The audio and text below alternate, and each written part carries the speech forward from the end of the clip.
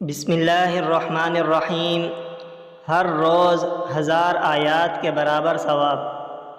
حضرت ابن عمر رضی اللہ عنہ بیان کرتے ہیں، رسول اللہ صلی اللہ علیہ وسلم نے فرمایا، کیا تم میں سے کوئی ہر روز 1000 آیات پڑھنے کی طاقت نہیں رکھتا؟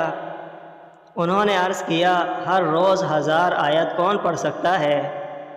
آپ صلی اللہ علیہ وسلم نے فرمایا، کیا تم میں سے کوئی سورۃ التکاثر نہیں پڑھ سکتا؟